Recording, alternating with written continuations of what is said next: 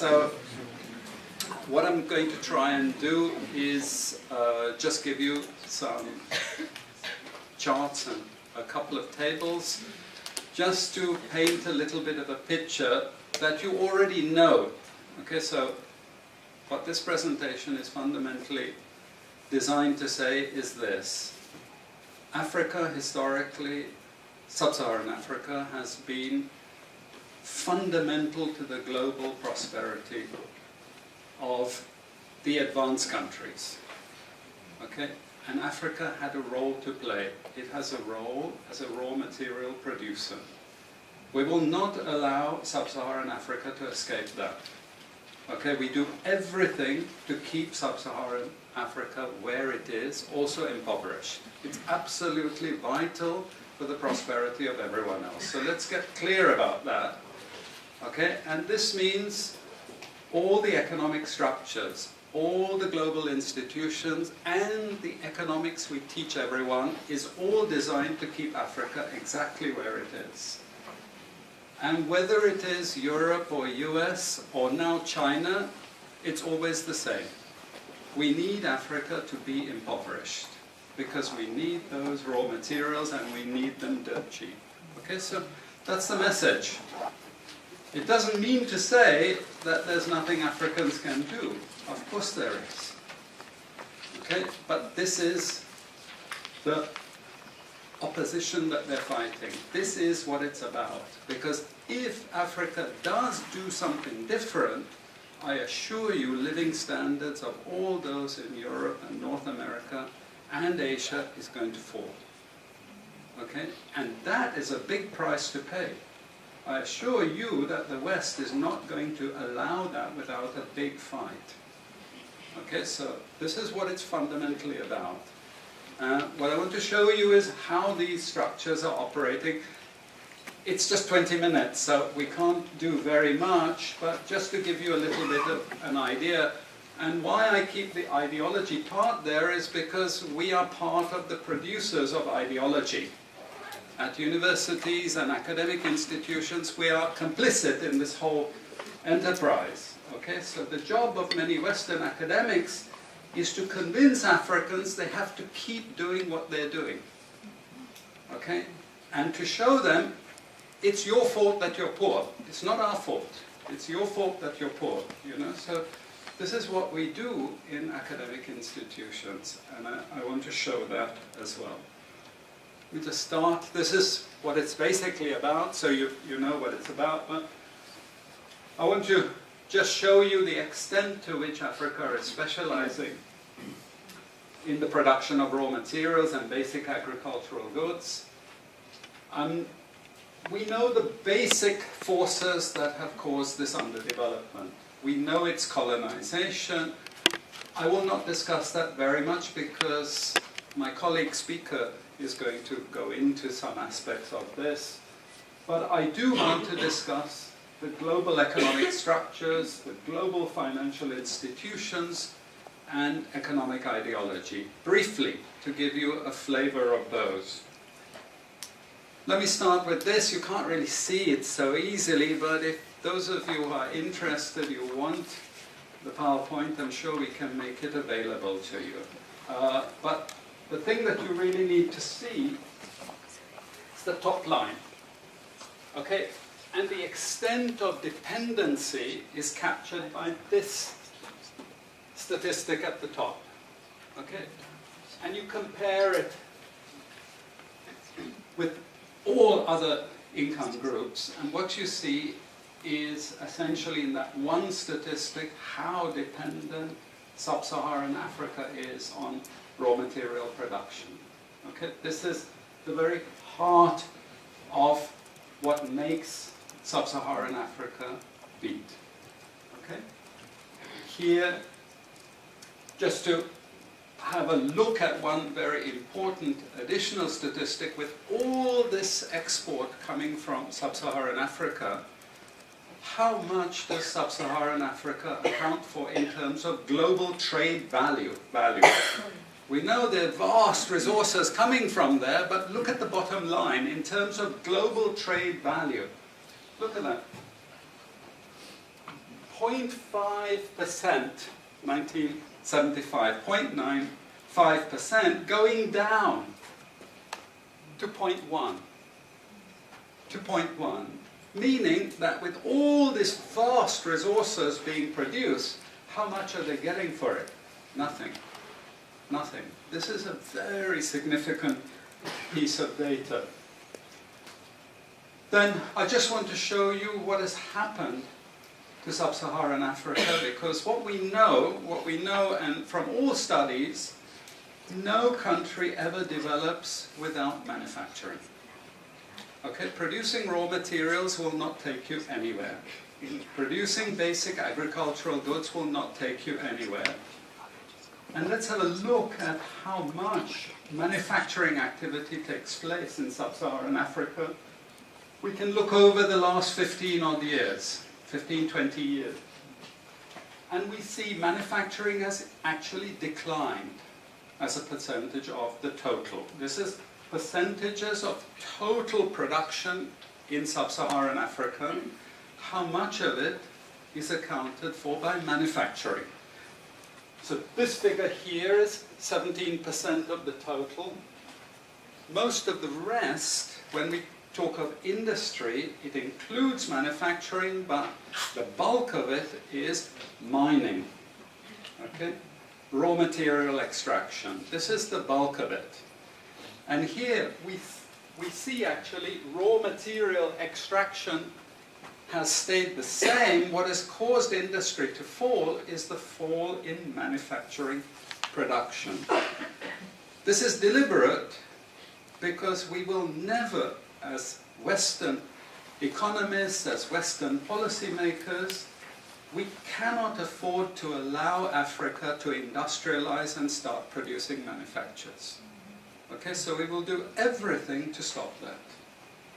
And I'm going to show you how we actually block that. It's obvious in certain ways, but it's less obvious in other ways. Now, we have actually seen periods of rapid growth in sub-Saharan Africa, misleading people, saying, oh, you know, we're now doing much better. And this has happened recently. Recently, I've had students come and tell me, we've done much better now. And you can see growth rates rose quite sharply in recent times. Now are starting to go again down. But if you look historically, the same thing happened earlier. Why? Because in these two periods, we had East Asian rapid industrialization processes. So in the earlier period, we had Japan and Korea and Taiwan. Okay, rapid growth, sucking in raw materials from Africa, driving up the prices, and then sub-Saharan African countries grew. Exporting raw materials, they grew. But after those countries finished industrialization, then sub-Saharan African growth rate again fell. Okay, but along comes China. Next wave. Okay, again, sub-Saharan African growth rises, but now China is going down. As many of you now know from the press, China is going down. But sub-Saharan Africa is going down even faster. And we're going to go back to where we were again, with very low prices of raw materials, very low growth rates, and again, the sorts of poverty that we saw once before. Because, bottom line, sub-Saharan Africa is condemned to this role.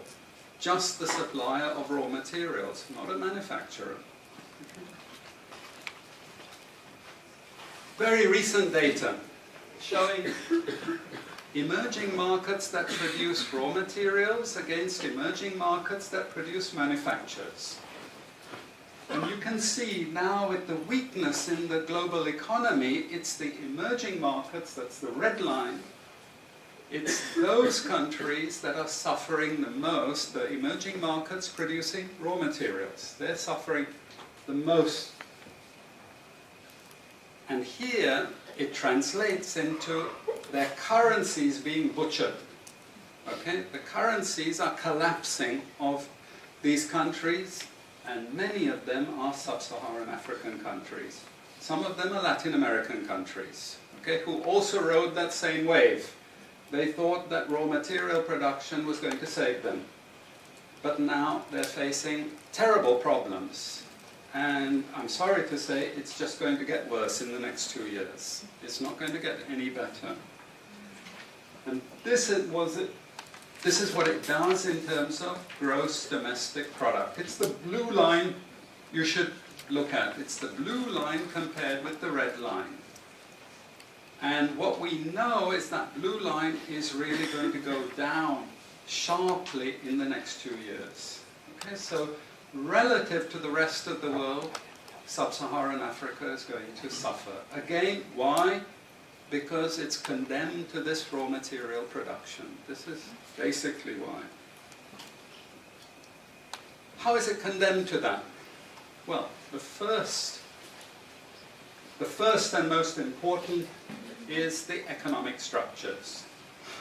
After colonization ended, we needed new structures to keep these countries where they were. Okay? And the first of those is aid. Okay? We give them aid. Aid for what? Actually, we give them aid to keep repressive regimes in power. That's all. Okay? We're not giving them aid for much more, except to a little bit of infrastructure to make sure those raw materials get to the ports and are gotten out of the ground. But for the most part, we give repressive regimes money and power and guns to keep that system going. This is what it's fundamentally about. All the hypocrisy about transparency and democracy and bullshit like that, it's all bullshit. You know? And at least the Chinese don't enter into that bullshit. They say, we don't care about the whole political environment, we just give the money. Okay? And it's for raw material extraction, period. Okay? Number 2, and this was a very important one, still is debt. I was telling some of my students today, was it today or yesterday, about Confessions of an Economic Hitman. Do you remember this? Have any of you heard of this one? Confessions of an Economic Hitman. It's a book written by John Perkins, who used to work for a very nebulous, opaque bank. No one had ever heard of this bank, but it was formed in the 1950s by the IMF, the CIA, and the American State Department. And it had only one job: to lend money to developing countries that were raw material producers in order to indebt them. Once you are in my debt, I control you. Okay? And this bank had 4,000 employees. But no one ever heard of this bank, you see. But it would go to country after country offering loans. And if the president did not accept the loan, they were killed. And he gives 2 examples of presidents who were killed when they did not accept the loan. You see, the lending is also very important to trap the country. It's very important. It's part of that process. I teach in Suriname. And Suriname in recent times had a huge foreign exchange reserve. So big they didn't need to borrow money. And then one of my students who was very high up in government, he said, you know, the IMF is trying to convince us to borrow money from foreigners. Why? I thought, duh, you know, sorry about this, but, you know, this is the game. And in the end, Suriname did borrow this money because the IMF said, if foreigners lend to you, then everyone will think Suriname is such a strong economy that foreigners are interested in lending to you. You understand? Before Lula came to power, you know, the previous president in Brazil, Cardoso, his predecessor, took a gigantic international loan. No necessity for taking the loan. Why? Because once I catch you with the debt strings, I hold you forever. You are my prisoner. Okay, so debt has been this huge spider's web which has trapped sub-Saharan Africa and keeps them held there. Aid, debt. We have a third structure which is again not known by many people, but it's something that was put in place and continues to this very day, with no one discussing it. No one says anything about it. It is monopoly buying structures. This is for all raw materials and basic agricultural goods produced by developing countries. There are only 4 or 5 Western multinationals that buy all those goods. And they collude between them. So if you take any major product, these Western multinationals, they collude between them. Even if we go down to banana production, we had a PhD done here at the ISS, and the person showed that the 4 or 5 major multinationals, they collude, and in order to make sure their control is total, what they do is they force all the producers to produce the same uniform banana.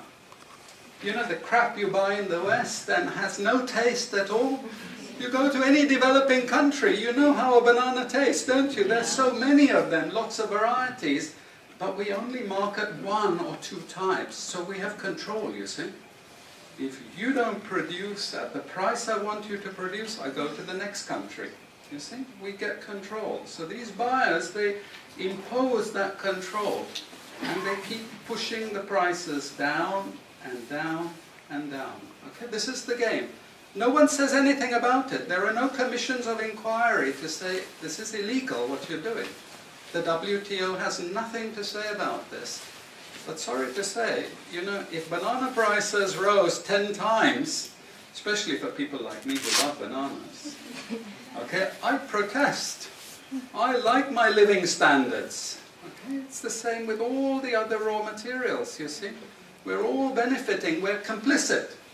We're actually complicit in this because we will protest and shout out if the situation ever changed. Okay, now we come to those international institutions. And I must tell you this, from the outset, don't think of them as wicked. IMF, World Bank, WTO. We always think evil creatures, horrible. It's not. It's just economics. It's economic warfare. The rich declare war on the poor. It happens everywhere. It happens in a country. The rich control the government. Of course they do. You really believe you have democracy? Come on. You know, I mean, grow up. This is not about people living in democratic systems. What we have is the rich control. The rich set up these institutions explicitly to control the poor countries. And they don't give them much room for maneuver. Which incidentally, when the IMF starts talking of poverty alleviation, you should also understand that there's another game there also starting to play, which I'm going to come back to later. But what do these institutions do? What does the IMF do? What is structural adjustment about? It's about making sure countries keep producing what we want them to produce. We make sure they have recurrent balance of payments problems. You notice these countries never get out of balance of payments problems. You notice that? Whereas countries that never took IMF support are always out of balance of payments problems. But the countries that are continuously getting advice and support by the IMF, they're always in balance of payments problems. Why? Because that's the way we keep our stranglehold on them. And that's what we have done. We have done, the IMF and the World Bank. And they've also done something very, very important. And that is they have destroyed the self-sufficiency of these countries. Colonization started it. Okay? One of the most important things is we destroy food self-sufficiency. Okay? And the World Bank continued it. They forced most countries to eliminate all food subsidies and food support. Okay? Because once you don't produce your own food, I increase my control over you.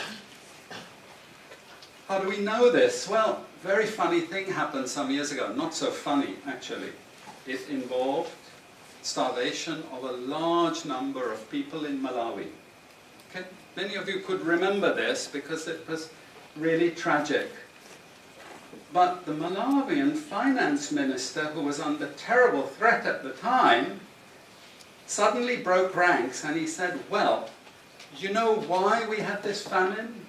Because one of the conditions of the loan given by the World Bank was we destroyed all our grain surplus stocks. Why? Because remember, we want you dependent. 1970s, the US Senate, the US Congress said, we will not allow Latin America to produce their own food. We will start a strategy involving the IMF and the World Bank to destroy food self-sufficiency of Latin America. Then they will indeed be our true backyard. And that's exactly what they've done. Look at all the Latin American countries. Look at them. They used to be food self-sufficient, but they're no longer food self-sufficient. Now here comes the kicker. This is the beautiful part of it. I congratulate them. You know, I admire them because they do it so well. Okay? I know it sounds really perverse, but we have now in the WTO something called the Agreement on Agriculture. Okay? You know what that Agreement on Agriculture states? It says, if you don't have any subsidies, you're not allowed to put these subsidies on food. But if you have subsidies and income support for food production, you can keep them. Who has all the subsidies and income support? US, Europe. The largest budgets in the world for supporting their farmers are Europe and US. But the World Bank and IMF have destroyed all those subsidies. You see, all those subsidies have been destroyed. And now we're telling these countries, you don't have subsidies, tough luck. You know? You see, we're keeping them dependent. We're keeping them on a string. I have 5 minutes, so I have to be choosy about what I say next. We have lots of examples in the WTO to really stop Africa industrializing. This is the crucial thing. We cannot allow them to produce manufacturers. It's not difficult. Trust me, it's not difficult. We need nationalist governments. We need them committed to industrialization, and it won't take them a decade to move out from where they are. This is the fundamental point. It's not difficult.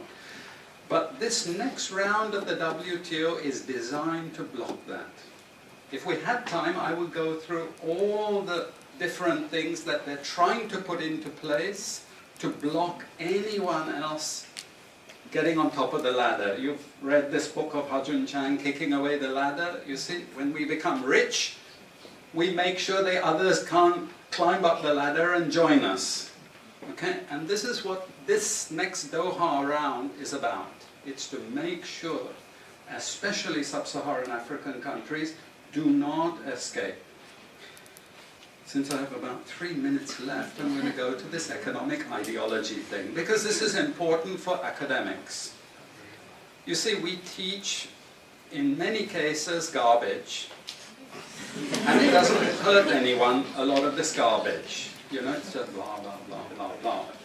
And we don't know what we have learned, but anyway, we were there at the university and you got a certificate and you go away and you feel you've learned something. But sometimes we teach very destructive things. And no more important than when we're teaching people from developing countries. Okay? And one of those very damaging and destructive things is the doctrine of comparative advantage. It's a lie from beginning to end. It's utter crap. It has been decimated many times, but we keep it in every curriculum. Why? Because it tells sub-Saharan African countries that their destiny is to produce raw materials, you see.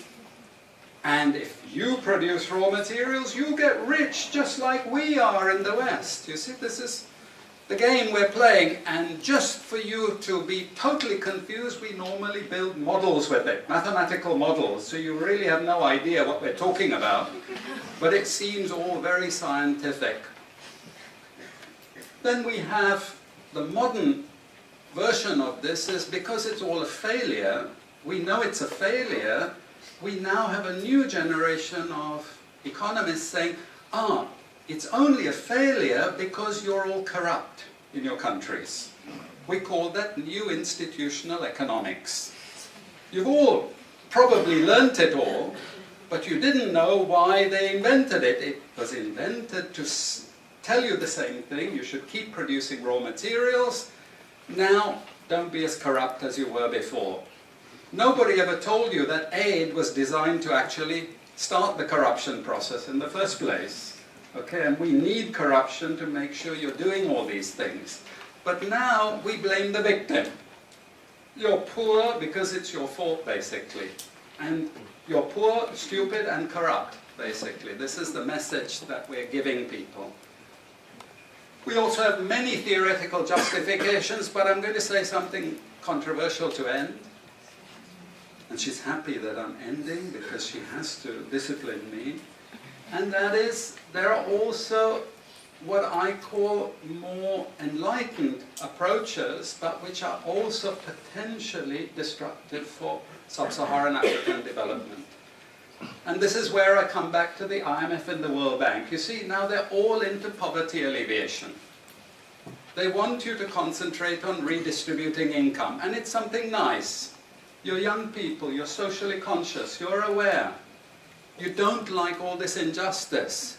So you gravitate towards what we call pro-poor strategies.